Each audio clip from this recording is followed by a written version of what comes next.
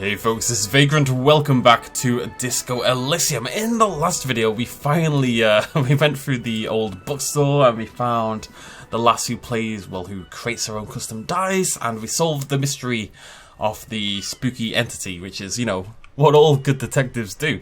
I did a little research since the last video, just because I was getting a little irritated by this over here.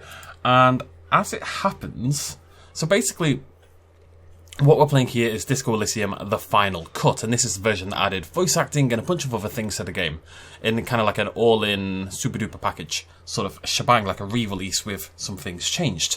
And apparently this whole journal thing on the left was not part of the original game. This ability to track what white checks you have was a new thing, so this wasn't in the game originally. That's why it doesn't freaking work. So for things like set of tracks, for example, you wouldn't be able to see that. You would be able to go back and try it again, of course, but there was no way of tracking that in the game. So what seemingly happened is they've added this ability to track white checks, but then not added the removal of them when you can no longer do that. So I can't do this visual calculus medium for set tracks anymore. That is not in the game for me anymore. Likewise, the one with I can't remember what the other one was.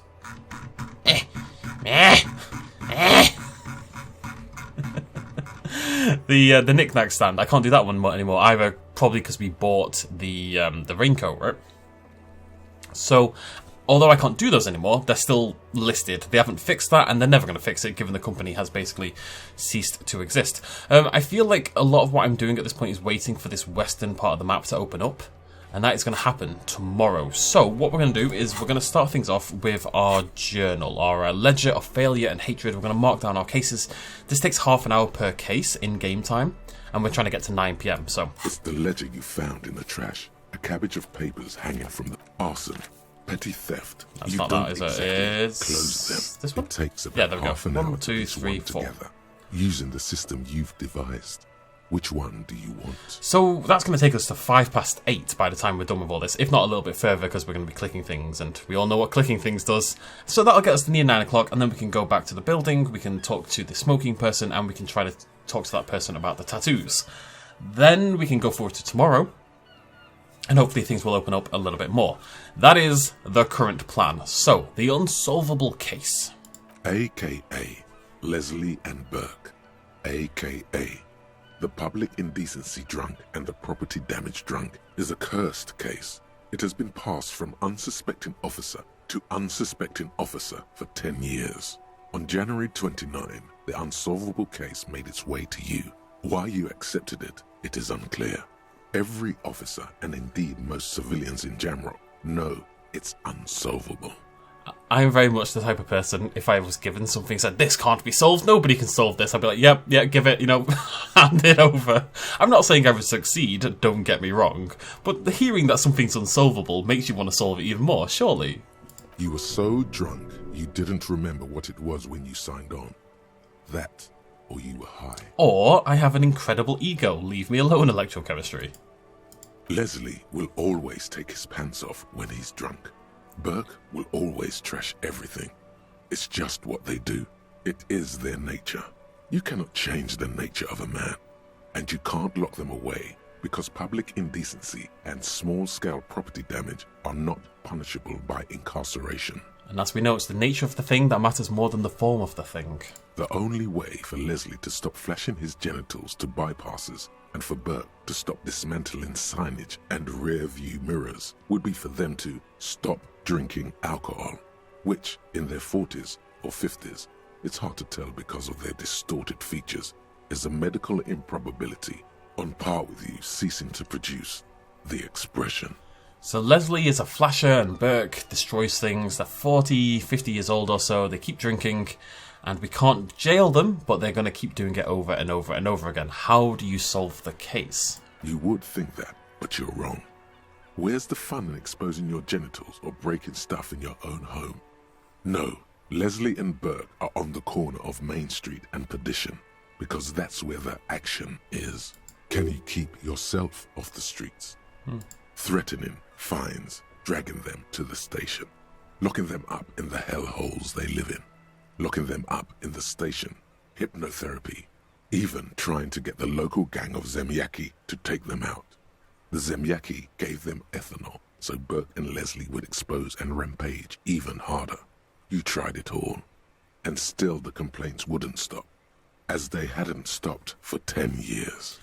It's got an interesting way of talking in that occasionally, around this area gave them ethanol. It sounds like each word is very punctuated, so much so that it sounds like it could be, like he said, Zemlyaki's once, and it's kind of just copied and pasted. I don't think that's the case. I think it's just his speaking style. But it's plain to see from the files that you, Satellite Officer JV, and Special Consultant TH, had more important cases to attend to.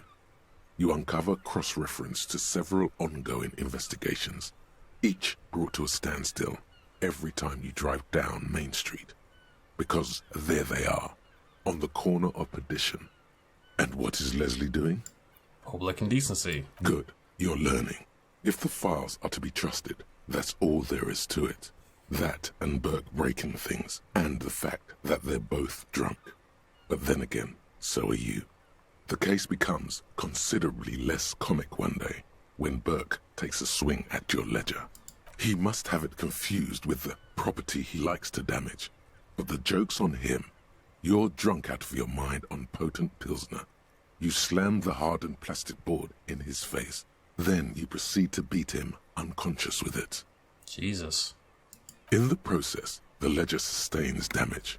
The compartment within, reserved for permeable documents, is jammed shut. You stop your assault on the now unconscious Burke to open it, but are unable to do so. The officer began to cry, reports Leslie, who, at this point, is tending to Burke. Kill them. They broke it. He came at us, and at us. I think he was trying to kill Burko. While trying to kill Burko, you slowly come around. The permeables compartment is open. You've smashed it open on poor Burko's kneecaps. The good news is, Burke can't walk anymore. Can't get out of his apartment, an invalid. With Burke to tend to, Leslie cuts back on the indecent exposure. Maybe he flashes his genitals to Burke. Who knows? But both drunks are off the street. The complaints stop. The unsolvable case is solved. Which is also why the officer responsible narrowly escapes a disciplinary hearing. The end. Do you want to read another one? I would say that this is bizarre and that you wouldn't get away with this in reality, but we know that people get away with this in reality all the time. Like, cops get away with worse stuff than breaking in someone's kneecaps. And that was way more than half an hour, by the way. That killed nearly an hour, so we may well take ourselves over to 9 PM pretty quickly. The Square Bullet Hole Murders. It would be very interesting to read about these, wouldn't it? I mean, there seems to be a square-shaped entry wound in the victim's forehead. She's been sitting there for weeks, on her rocking chair, with a square hole in her skull, staring at the wall, her mouth agape. That's all you got. From the half hour you spent piecing it together, all you know is the entry wound was square-shaped. You never found the bullet. And then another body showed up, also with a square hole in his forehead. Sequence killer is a nice little reference. When serial killers were being invented, essentially, in the sort of 60s and 70s, sequence killer was absolutely one of the names that was first used to describe them. Who knows? Those pages are missing. What next? One day you may still catch the man with the square gun. It clearly doesn't take half an hour. That took 16 minutes, I think it was. It was quite a short one, though. The couch in an unexpected location. How suspicious. Some assholes brought their couch outside and hung out on it. In the middle of the street, on the roof, on the hillside by the motorway. You know, at an unexpected location. They were young, and they thought they looked cool on it. No game did they not look cool. I hate it. Just anyone who's got that main character syndrome where they think they're somehow more important than everyone else, and everyone look at me, I hate it, it annoys me. No, they look like dicks. Insufferable dicks. Young people are the worst. So anyway, you got a complaint about the damn sofa, or couch, or whatever it is. Is there a difference? They were leaving it out in all these unexpected and whimsical locations. They took it to where they also took photos of themselves on it, and smoked cigarettes. and drank coffee because they felt it's intellectual. I do like whimsy, though. Cigarette butts, coffee cups, stupid couch. You had to clean it all up. And you did. So congratulations to you. Case solved. Did they ever catch those guys? No, you didn't have time for that. These notes show that you have what is called a real goddamn job. You don't have time to be chasing down the couch assholes. You have a real job to do. What next? Last one, a murder at the hookah parlor. Murder. Tum-tum-tum at the hookah parlor was a case originally assigned to an officer called Joseph Mills, who is now dead, of circumstances completely unconnected to murder at the hookah parlor. I was very unlike the narrators to go dun dun dun. Very unexpected. How did he die? Beaten to death by a throng of Villalobos gang members when him and his partner J.M., only initials mentioned, answered a call one night. It's a sad story, and it isn't really represented in your case files. Stop stalling and get to the murder at the hookah parlor. Joseph Mills was on this case that he just couldn't solve. Was doing it solo. Said it was a real nutcracker, a real brain twister. Was on it for, like, a month. The captain got impatient. Shit or get off the pot, Mills. Mills didn't get off the pot. Not yet. He kept at it for a couple of weeks more, racking his brains, running with every theory, as outlandish as they seemed. Still couldn't solve the murder at the hookah parlor. Tough case, he said.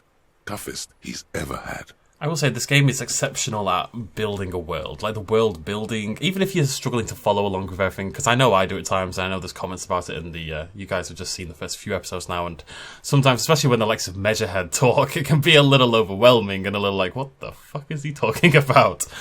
But in terms of its world building and building this world, I've said the same thing twice, just in reverse. No, reverse it.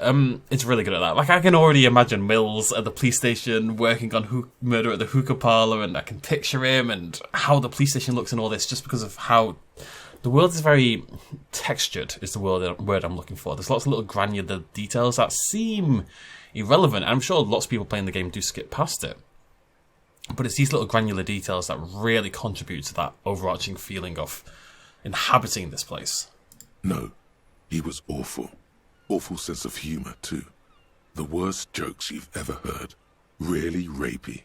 Still, he'd been on it for months now. Said it was the final case. Said it was uncrackable. That murderer vanished into thin air. That goddamn hookah parlor was all he talked about. Go on. Okay, so the case is handed to you because Mills isn't getting anywhere, and you look into it. Here's the setup. A young man is found dead in a hookah parlor. You know, those places where you go and smoke bubblegum-flavoured vapour all day. I don't think it's cool or stupid. If people are into it, they're into it. You know, it's fine, by and large. My philosophy with this kind of thing is, like, do what you want as long as you don't harm anyone else. Don't make it your entire personality as well. That's just boring. But, you know, everyone's got right to do what they want. But I would lean towards stupid over cool for my personal taste. I've done it before. It's not like a big deal or anything. It's just... no, you don't get high of it either. Yeah. So anyway, young man in his 20s found with his skull busted open, right on the floor of the hookah parlor, in the middle of the day. No one else is in there, only client that day. In perfect health too. Some kind of movie producer. No one enters, no one exits. He's just sucking on his watermelon hookah all morning, all noon, like he usually does. He's a regular. No calls, nothing. Just sucking on the hookah until 15:45. Then bam, he's dead on the floor with his skull busted open. Blood everywhere. What happened? How can it be? Mills has no idea. Invisible assassin. Movie deal gone sour. Girl at the counter did it. Nothing fits. Eerie. Man just dropped dead. So you go to the parlor. You see cushions around the table. Tables low, heavy, really sharp edge. He sucked hookah, stood up, passed out, hit his head on the table and died. See? You can't even read the thing without solving it. Yeah, it was that. Turns out hookah does do something. It turns off your brain's oxygen supply. And you don't notice it until you get up to go to the bathroom. Must have sucked a lot of hookah. Yeah, he liked his hookah. Stephen was his name. God damn it, Stephen. What was he doing there for 6 hours? Smoking hookah. Didn't you hear? I don't know. Trying to come up with a movie script, maybe. Anyway, that was Murder at the Hookah Parlor. Joseph Mills wasn't a good detective, and about 30 minutes has passed, piecing it together. Next, not much has changed in the meanwhile. A bunch of sodden papers still sags from the clipboard. We did it, gang. We've put together all our cases. Yeah, tomorrow's a big day. Big day. Big day. Oh, wait. This one is throwing me a loop, though. Why can I not ask guard? I don't know, game's stupid sometimes. Right, so I need to kill about 10 minutes. We can do that when we get there, though. I'd like to find the bloody place, because I don't really remember where it is. I'm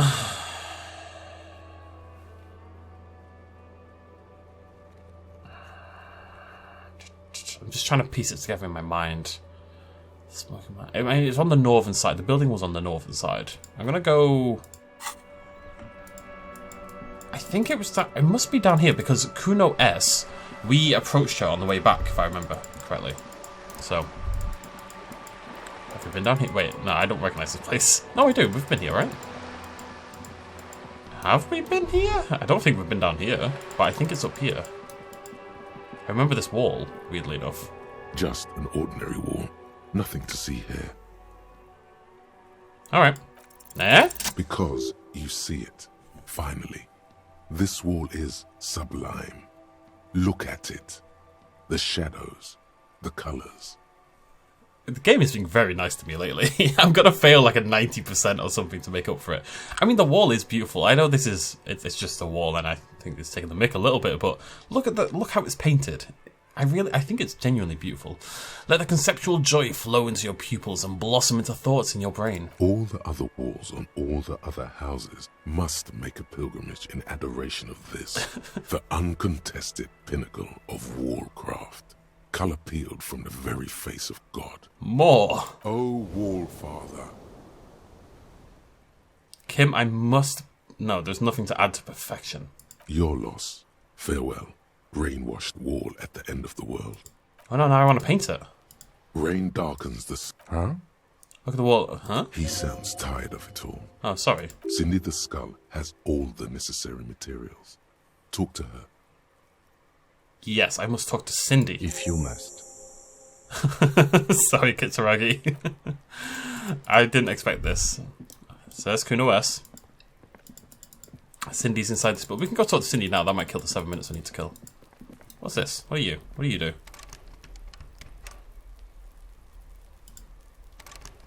Huh. I have... Wait, Eh? Sad. It's a basement door. Okay, yeah, I don't think we've been up that left-hand side, you know, so I think that's somewhere we can head after this. Well, maybe tomorrow.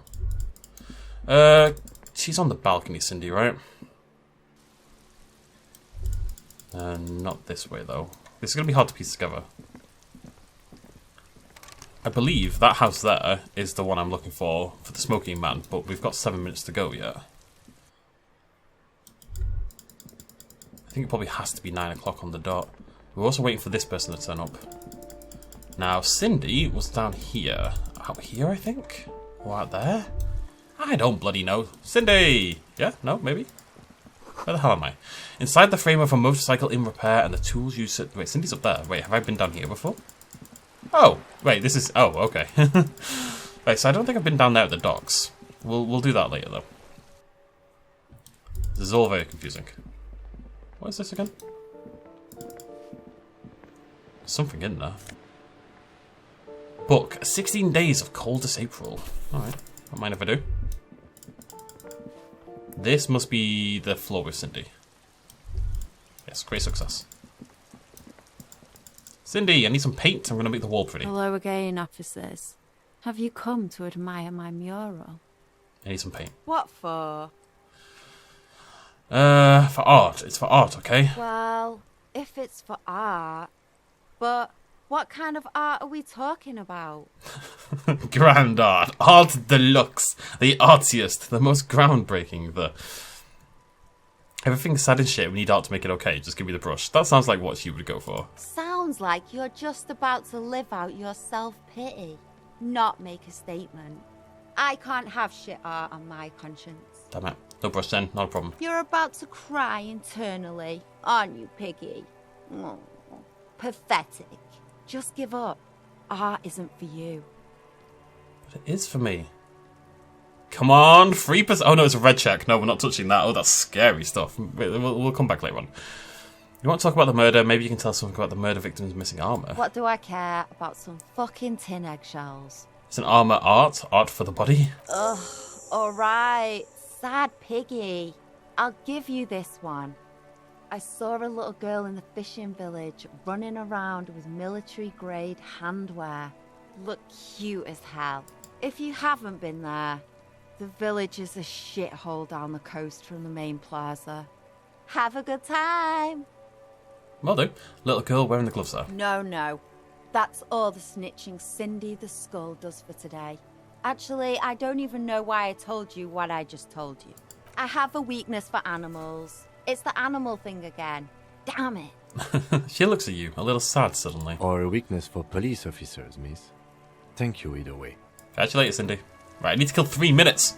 3! Just 3 minutes. Maybe I can talk to Kitsuragi. I've been in here, haven't I? I remember this. Right, let's go outside the house. And then talk to Kitsuragi. That bloody... I picked the wrong option. I should have thought about it. Of course, she's an artiste, isn't she? She's got that pretension to her. I always get annoyed with myself. I know I can read to kill In time. your hands you Oh, hold no. 16 Days of Coldest April by Yekaterina Dar.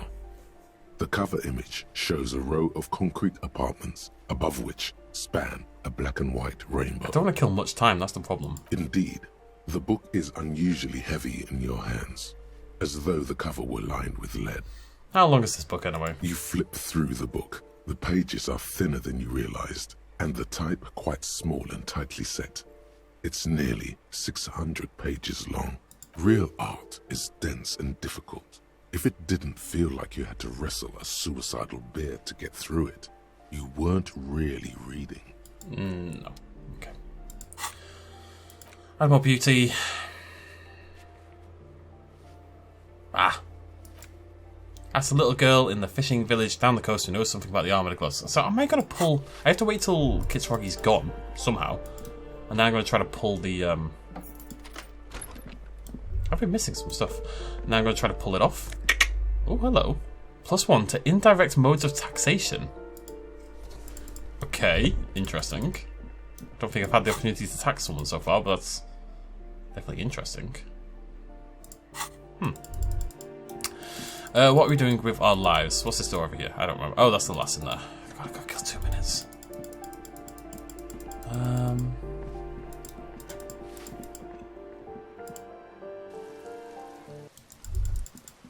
Since I don't want to go anywhere else. I want to like get this efficiently done. I know it's very unlike me.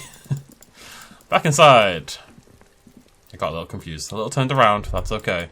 That's where I wanted to go.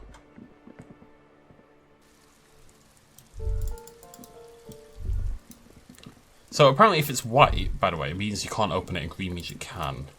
This door is made of metal and appears no one answers. We should return in the evening.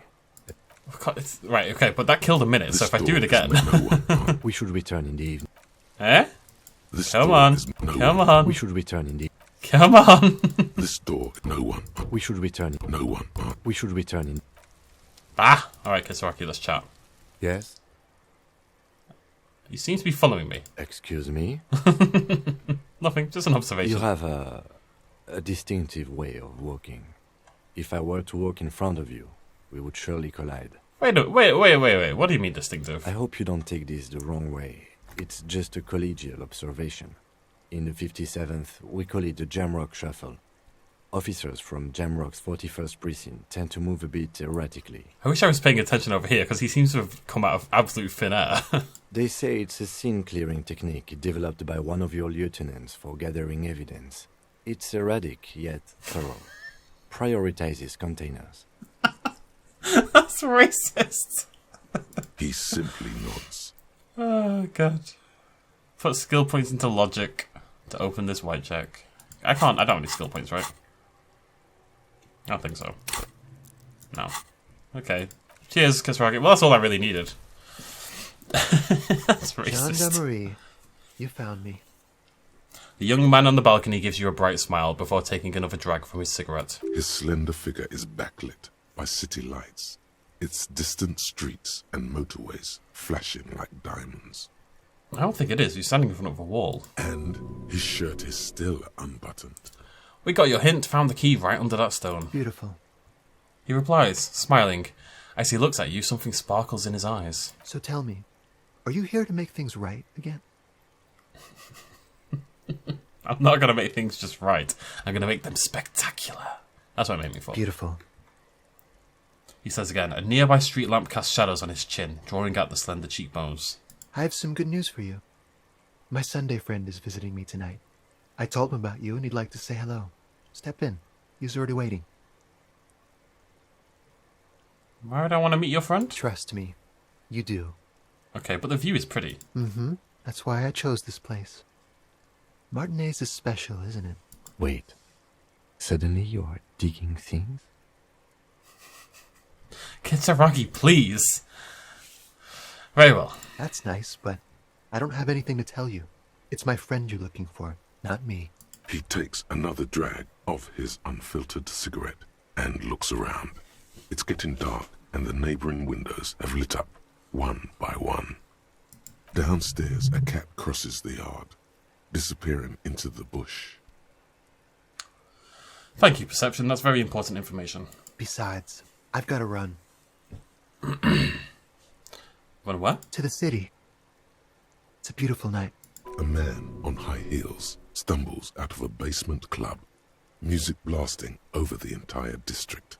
It's chilly, and as the chemicals hit his nervous system, 1,000 shivers ripple through his body.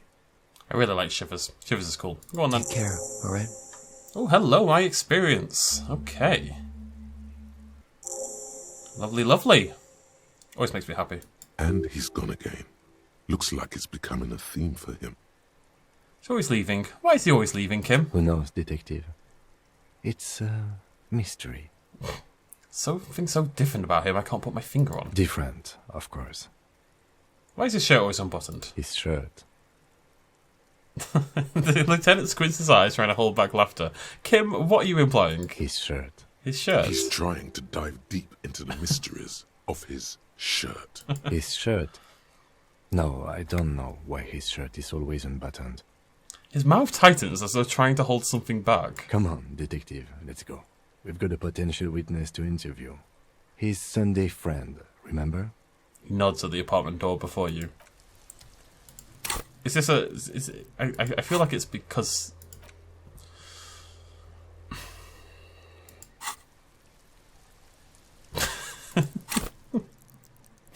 I don't know, the reaction is just funny. I really want to keep hammering points into Perception to get this body thing sorted, but it feels like a bad idea. I've got all my little skills that are just suffering so much in comparison. Perception is 6, it's higher than everything else in the game. But I need such high perception to do it. Ah! Ah! Let's take all my points. I don't need them anyway. Points are for nerds. I need legendary to get this. I'm gonna figure it out though. It's the key to figuring out what's going on with this body. I really want to pull it off.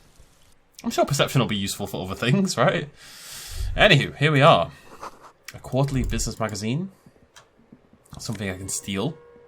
Drama and electrochemistry. That's not bad. Don't know if it'll suit me really, it must be said. So, what have we got at the moment? Esprit de Corps and Shivers. Drama and electrochemistry. They sound more useful, I'm not gonna... Jesus Christ. An old photo of the same apartment, dated year 01. A expensive men's perfume lingers in the air. Hello, Sunday friend. Buckets of paint on a layer of old newspapers. An exquisite canopy bed made of metal. And a lovely hat. I look like a monster. Dishes soaked up in a pot. An empty ashtray. Flyers for underground parties. Dates for open lectures at a local university. What's my current hat do? Let's find out. Reaction speed, rhetoric. Logic, suggestion. It just doesn't work. What's my suggestion with this though? Well, logic goes up to 6. Suggestion goes down to 1. I don't think that's a good deal.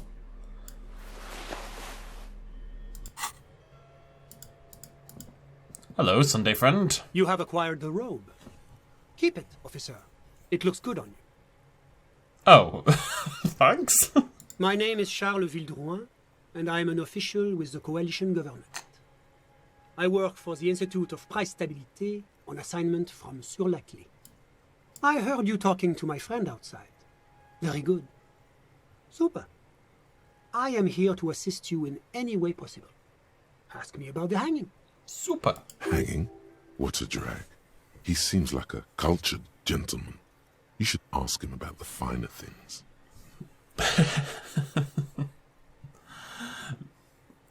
No, let's just focus. Come on, I'm a businessman. I'm a police officer even. I'm here for police things. Of course.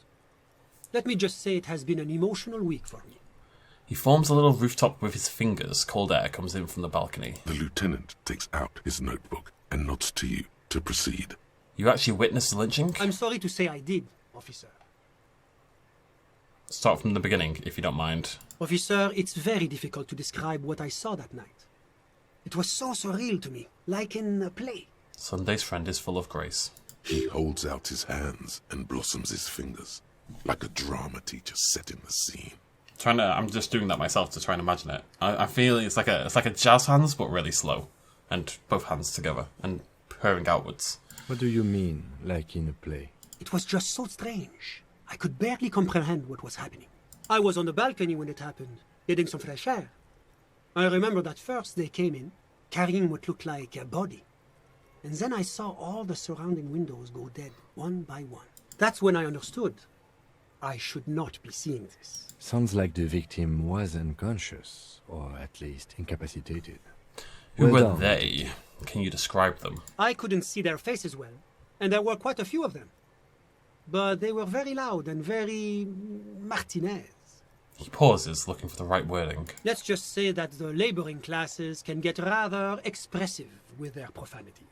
How many were there? I couldn't tell you exactly. Less than 10. Maybe 8? How many did we guess? The lieutenant sends you a sharp look at the mention of that number. I can't remember how many we wrote down. Were any of them huge, like 200 kilograms huge? That's a giant you're describing. No, they were all quite human, as far as I could tell. 200 kilograms is not a giant, alright. Like, I've never been 200 kilograms, but I've been 140-ish? 130? 140? I can't remember what... No, wait, no. Yeah, wait, no. 150. 0.5... No, I've been like 160 at my heaviest. That was a long time ago, but still, I've been 160 kilograms when I was like super overweight. So, a 200 is not a giant, thank you very much. There are people way over 200 in. No, I suppose it is a giant, but there's like strong men who are in the 200 kg range. I would suggest because I had no muscle that way. I was just big. I went back inside. I'm only 6'2". If someone like 6'8" was like the same equivalent weight, they'd be pushing 200 kg. Yes, back inside. Keep yourself safe from the killing. Cowardice. Were you able to see anything from inside? Officer, the yard was pitch black. There was nothing to see, but I could still hear their voices. They were threatening to kill that poor man. Were they men, women? All men, I presume. But again, I couldn't see very clearly. Ethnicity? I believe they were mostly white, though I believe I saw 2 Areopagites among them. And I am quite certain that one spoke with a Mesk accent. Well, that's the strangest part, officer. Nothing happened. It was oddly quiet for a public lynching. What do you mean nothing happened? They lynched the guy. Eventually, their shouts died down, and that was all. There were no gunshots, no celebratory shouts, no anything. Celebratory. Why didn't you call the RCM? You're right, of course. That is what one is supposed to do in such circumstances. I was simply in shock. I'm afraid I don't have anything else to add. About what time was all this happening, approximately? All I can say is that it was late. So let me get this straight. You didn't actually witness the hanging itself, did you? No, I didn't see the corpse until the following day. Those were all my questions. Thank you for your time. Of course, anything I can do to assist the RCM. What's an official like you doing in Martinez? The coalition is only looking out for the price stability. Inflation is a killer, like a heart disease blocking the normal circulation of the economy. It must be controlled. The economy impacts the entire international community, which is why it requires international oversight. What are you doing here in this apartment? Well, I'm renovating it. It is an interesting project. The building used to be a 12-story skyscraper before the cannons took the top 4 stories off. This, of course, happened when the coalition forces landed here. You could say I'm undoing some of the material damage the international community caused when we arrived here. Kind of bureaucrat. Yes, as I said before, I am a commissioner from Sur-la-Clé working for the Institute of Price Stabilité. This is one of the main projects of the Moral Intern. Wait, there isn't actually an Institute of Price Stability, is there? Or maybe there is. God, it's impossible to understand whether someone from the Moral Intern is joking or not. What is this international community? La Communauté Internationale is what Revacholians colloquially call the coalition. In other words, the nations that stopped the disaster of the revolution. And what do I call the coalition? Your employer, technically speaking. The governing authority of Revachol. The RCM is but one part of this provisional administration. What is the price stability? It is the most important thing. That doesn't tell me anything. It's the central goal of any sound monetary policy. Maintaining the price stability is essential to maintaining high levels of economic activity, which is essential for maintaining high levels of employment, which is essential for maintaining the social stability. Basically, it makes sure the price of bread doesn't change. Précisément. Too much inflation, bread becomes too expensive. Too much deflation, it becomes too cheap for bakers to produce. That's why the Institute of Price Stabilité works to keep inflation just below 2%. Below 2%. I'm not asking. I don't need him to explain what an inflation rate is. That is fascinating. But not too far below. No. Too below is also bad. Below, but close to 2%. You're not answering my questions at all. The coalition believes in the importance of informing the public about the benefits of the price stability. Transparency is one of our principles. Would you like an informational pamphlet? I love pamphlets. A sound monetary policy is essential for addressing uncertainty. Stability is the raison d'être of the Moral Intern. It's the reason why I identify as a moralist. But oh, I don't have my leaflets on me today. That's too bad. You can always call our information line. Making information available is part of the Moral Intern's commitment to transparency. I don't trust you about this leaflet nonsense. You're up to something. Where are the leaflets? I've heard about this Moral Intern before, but I want to know more. Do I want to know more? Yeah. It's the International Organization for Moralists. Hence, Moralist International. The Institute of Price Stability is just one of its many mind babies, as is the coalition. So what I'm hearing is that the Moral Intern bitches. Doing one's job doesn't automatically make one anyone's bitch. Besides, there are more nefarious powers to work for than the Moral Intern. I just wanted to do something a little different. Are you a moralist? But of course. Am I a moralist? Well, do you value freedom? Do you believe in a normal, stable world governed by democratic values? Are you a moralist? Me? I'm a lieutenant of the RCM, dedicated to maintaining law and order in Revachol. A very moralist answer. What is a normal, stable world? The Occident is part of the normal world. Oranje, sur la clé. Martinez doesn't seem very normal or stable to me. Martinez? No. Martinez is something else. What about the rest of Revachol? Is it part of the normal world? Revachol is generally difficult. It's led by an interim government, which means it hasn't yet achieved full democracy. But they are working towards it. You're all doing very well here, relatively speaking. I don't think I'm a moralist. Moralism sounds incredibly boring. I want more action. Moralism is the ideology of foreign occupiers. Revachol must be governed by Revacholians. Democracy is a meaningless sham as long as the working class is under the boot heel of capital. Damn. It's like every time I'm talking to people, I'm choosing option D, none of the above. Is that moralism? Right, okay, which one are we going for here? I'm just bear with me. Just bear with me. I like to know what I'm talking about with this kind of thing, and I want a more unbiased answer.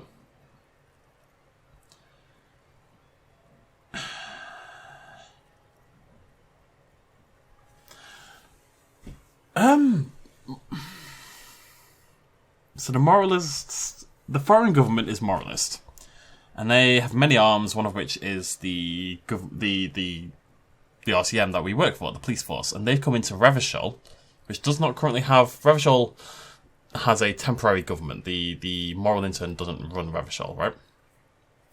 My chair is falling apart, and Martinez specifically, where we are. Even less than that, doesn't seem to have any government whatsoever, quite frankly. So the RCM's come in. It is a foreign power, and and Martinez has been run by the Union. Do I agree with that? Not really. This is very akin to going into foreign countries and, forcing democracy upon them, which I really struggle with in some ways, because in one way, leave them the fuck alone, what are you doing? On the other hand, let's say in Iran at the moment, where women are being subjugated horribly, and they've been kicked out of university, they've been banned for education, loads of rights abuses, what I would consider human rights abuses. Now the thing is, you can say that and say, oh well, human rights, they're your human rights, they're not their human rights, it's different. But I believe that some human rights should be universal: education, housing, food, life, ability to love and marry whoever you want, all that kind of jazz. Those should be universal rights granted to absolutely everyone. And I'm sure the women in those countries would largely agree. So it's all well and good to say, well, you can't go to another country and force your views upon them. But there are people in those countries being actively subjugated who would want to be reprieved from those subjugations. So is it the moral thing to go in and help and try to free those people, or is it not your place? It's actually kind of a tricky. I'm very much in two minds about the whole thing. I don't really know where I stand. I mean, going in for oil and shit is obviously not is a no-go, but going in for not even democracy per se, because I don't think you have to be a democracy. No, you probably do. The people need a voice.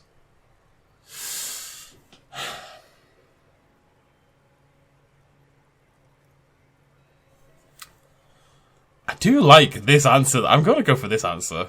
Democracy is a meaningless sham as long as the working class is under the boot heel of capital. Of course, the detective's personal views do not represent the views of the RCM. Fair enough, Kitsuragi. My friend. But the lesson of the revolution is that communism does not work. Yeah, okay, but people say this all the time, like, oh yeah, look at communist Russia. I'm not an advocate for communism, by the way, can I put that out there? But people always point to Russia, etc., and say, oh yeah, look at communism not working.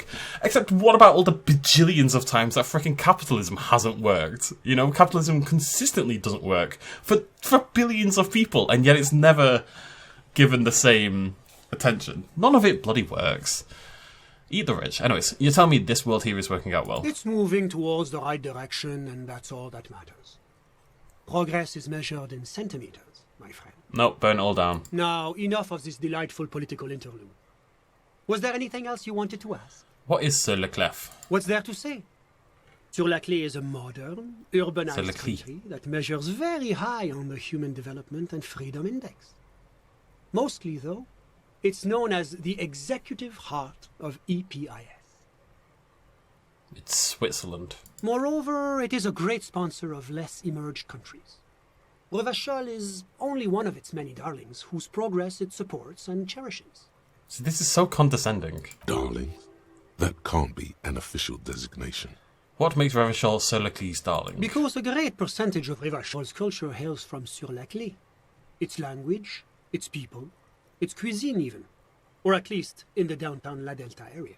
Jamrock and other parts of the international zone have been mercifully spared of Sur-la-Clé's love for meatballs and mashed potatoes.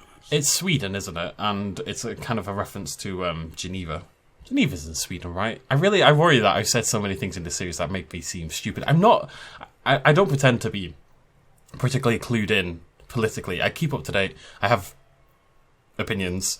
But I'm not... You know, it's not massively my thing, although it's becoming more and more my thing with age. Geography is actually my weak spot, though, so it's a kind of addition. Tell me about Orange, which... yeah. Oranje is an exemplary nation who, as a core member of EPIS, contributes 28% of our annual budget. Next to Sur-la-Clé, Oranje is probably the most prominent member of the international community. The Netherlands. Which one of them is more EPIS? As founding members, they are both very EPIS. EPIS being the Oranje EU. carries a lot of political weight, while Sur-la-Clé takes care of the business side of things. Sur-la-Clé hosts the headquarters of the major EPIS institution. Outside of EPIS, what is Orange? Oranje's economy is one of the most advanced in the world. It has successfully transitioned from heavy industry to advanced services and generally acts as an engine for sustainable change in the international community. I have a weird perception on this because I'm quite pro-EU and I'm very angry that here in Britain we have left the EU. I was really disappointed with that. I voted Remain, and I mean, if you look at what's happened, people can say hindsight's 2020 or whatever, but I think most of us knew terrible things were going to happen, and we are suffering now thanks to leaving the EU. But that didn't tell you anything about Oranje. Can't you just talk like a normal person? About what? About Oranje. Tell me what it's like there. Oh, it's very urban and very well organized. Their streets are clean, their horse cars run on time, the people are polite and efficient. Like I said, they are an example for less emerged nations to follow. See, that sounds like a positive, but then the way he talks about it's the way people talk about third world countries. And it's always condescending and disparaging. Whatever you wish, officer. Tell me about your friend. Ah, my friend. My friend is a good young man. His family immigrated here from Kedra, and life has not been easy for him. But he understands the importance of education. He has taken his future into his own hands, and that's all that matters. What's Kedra? Kedra is a candidate member of APIS. But, between you and me, their potential membership is a more contentious issue. What do you mean? That it's never going to happen. They entered negotiations in 21, and it's been pending ever since. What's this EPIS thing? EPIS is a very special this, program developed by the Moral Intern to support certain Occidental nations. It began as a unified system of weights and measures, which proved to be a wild success. Nothing but kilograms and centimeters as far as the eye can see. The metric system's attempts to take over the world. God, yes. Sweet standardization. The backbone of rationality and commerce. Yeah, I'm sorry, the US. Actually, to be fair, I'm Britain. We still use miles for our roads. I have no idea why. And I say I'm 6'2". I should really know that in meters, but I feel 6 foot is just more universally known. And everyone I know in England will say 6 foot or 5 foot or whatever. Nobody says meters in height. Not until you get to Europe, like Western mainland Europe. It was such a wild success that we expanded it into an economic union for the processing of steel. Another success. And between you and me, the Moral Intern feels emboldened by this success. Emboldened to take EPIS to the next level. What's on the next level? A supranational political alliance. The United States of Occident. The EU, basically, which I believe the EU did. Did the EU start as like a trading? It was about trading initially, wasn't it? About the open market. Is it going to be like this place here? You mean Revachol? No, it's going to have transparent democracy. Is Revachol going to be part of EPIS? It's one day going to be a candidate member of EPIS, sure. EPIS. Except that candidate members never become full members, do they? Did you say that candidate members never become full members? No. Candidate members do become members. Why do we even have the whole system in place if they don't? It just takes time. Time and evaluation. But we were talking about my friend here, not politics. How did you become friends? How did any of us become friends? Bad things happening on the Insulindian Isola? Oil platforms ablaze in the night? Civil wars lasting for years? Finally, the international community is forced to step in. What are you talking about? Nobody becomes friends that way. Just talk normally. Au contraire. It's how millions of people end up where they are. Meeting the people they meet. It's how I came here. And my friend, too. That doesn't tell me how you met. Who is he? Sorry. Who? Your friend. The smoker on the balcony. Ah! But I told you, officer. He's a bright young man here to pursue his education. Education is the foundation of our future, especially the arts. It is a cornerstone of our civilization.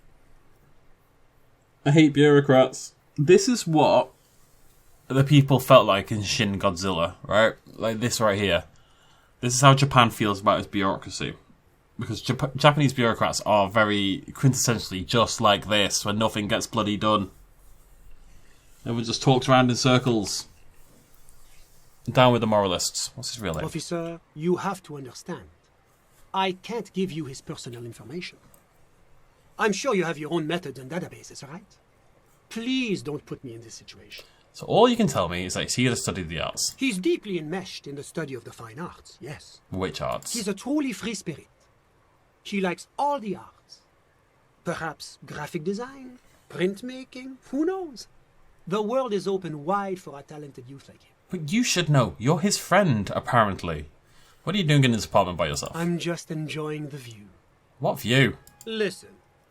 A baby is crying in the neighboring apartment.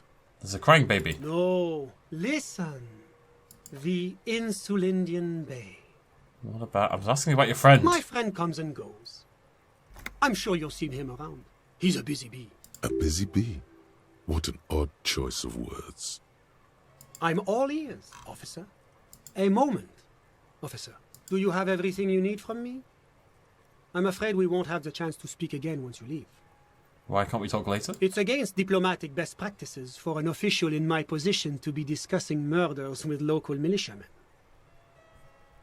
And I'm pressed for time.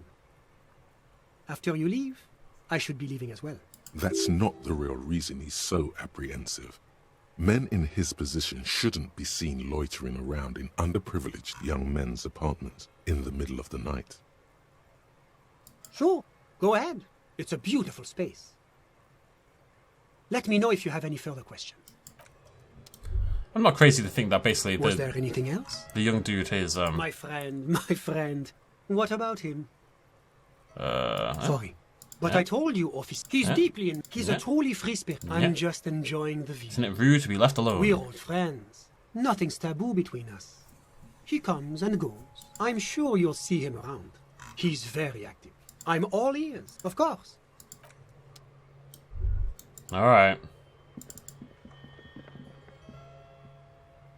So, maybe I'm misreading the situation. There's a possibility. But, given the dress of the man who left, and given I'm wearing this weird off-shoulder robe, and given how this man is talking, and given there's a clearly white-collar bureaucrat, I thought this was going to be done at 9 o'clock. I was expecting this dude to turn up. I'm a little annoyed. Revolutionaries love to pose with their guns. A plaster cast bust. Honestly, he does kind of look like you after all. Okay. I guess we're gonna end it for the night.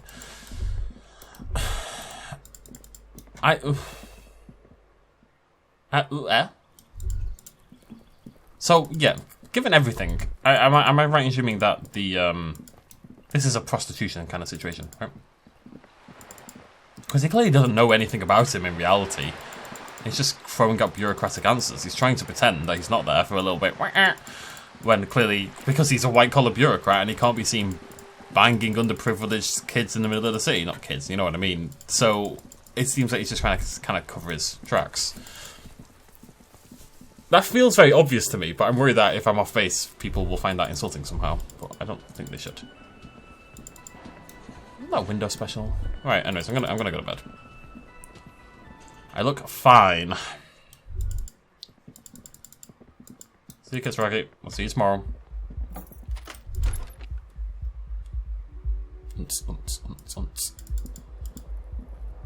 Night, buddy. Bye. The bed is still cold from the broken window, and not too inviting, but it's yours. I can fix the window. Can I fix the window? The window stands broken in its frame. Cold wind blows in. You see some lights shimmering outside, but I've done this before. Long time ago. Let's just go to bloody bed. the bed is still I wonder if I could get a the window bed from is that still building. cold from the wind blowing in from the broken window. The mattress creaks as you close your eyes and try your hardest to fall asleep. My brain's gonna talk to me again, isn't it? Here we are again, my broken bird. The waves are coming, carrying you away. But you can't go. No, you have to stay. Always half aware of yourself. Limbic system, has anyone ever told you that you're a bit creepy? You're not cooperating, brother man. Why? It's your disgusting body. Even through your sleep, you feel a vague discomfort suffusing it. Your belly and your sides are unpleasantly tender. You wish you could curl up into a fetal ball of safety. But you cannot, because of the pain. And there's a lot of it, ever present in your organs. It's like every one of them has their own nasty song to sing. That pain in your right side is your enlarged liver, by the way. As for your kidneys, you've really been compounding the damage lately. I need medical attention. Oh, yes. They'll check you out, give you some pills, make it all okay. The Wonder Makers. I wonder if that's the same voice actor. Don't be stupid, Harry. All of them. It's not happening. They don't make new kidneys and livers in hospital.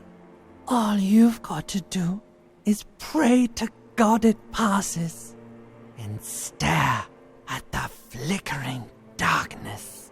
You're just stuck here, in the half-world.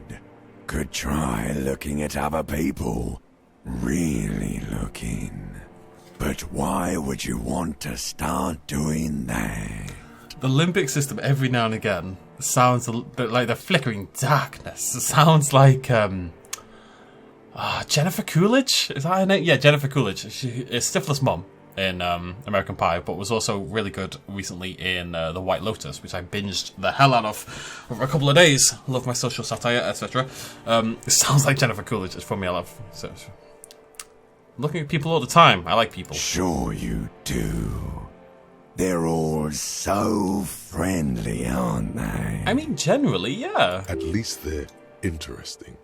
Each one has a process just like yours, running in the space between their ears, full of secrets. People are beautiful, statuesque, parodies and tragedies of themselves. A great democracy of creatures. What do you think you're doing right now? Coming to some greater awareness? Look at all these lights blinking in and out of existence. Thoughts! You're just pretending that you're asleep, even to yourself, while the world goes on without you. Let it. Let it. But it never seems to let you go, does it? Time to rise and wipe that shining sweat off as best you can. Gather your bearings. Rock and roll. Feel like I'm not sleeping very well. To say the least. Come on, Harry. You got it, buddy. Hope you pop. Didn't I have something to do in the mirror? But today went much quicker.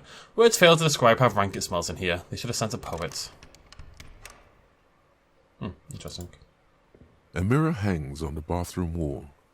In it, your face, adorned with the expression. Come on, interfacing. The chain cutters slip out of your hands as you attempt to twist the faucet into place. Well, you know one thing for sure. You've probably never been a plumber. Not going to try a 3%. That seems risky. Because you never know what can happen. You can always get hit by something. Right, so today, new shiny day. Lots of things to do in the next video. We are going to run the number on the armor. We can also close the water lock on Wednesday morning, which should be today, if I remember correctly. And head over to the western side, and hopefully, hopefully a lot of this stuff will happen on that western side. We also need to go to the fishing village, which is, I think, that area to the northwest that we haven't been exploring, and hopefully try to get those gloves at the very least. Either way, thank you for joining me, my lovely ladies and gentlemen. I'll see you all very soon. Cheers much of as always. Bye-bye. Bye-bye. Sorry, no. See you later. Bye-bye.